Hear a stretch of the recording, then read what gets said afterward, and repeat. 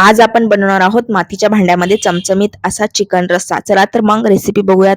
सगळ्यात अगोदर मी इथं मातीचं भांडं घेतलेलं आहे. त्यानंतर त्यामध्ये 2 चमचे तेल टाकलंय आणि मध्यम आकाराचे 2 कांदे कट करून घेतलेले टाकलेले आहेत. त्यानंतर एक मध्यम आकाराचा टोमॅटो आणि 2 हिरव्या मिरच्या आणि मूठभर कोथिंबीर या सर्वांना छान असं आपल्याला शिजवून घ्यायचं आहे पाणी सुटेपर्यंत.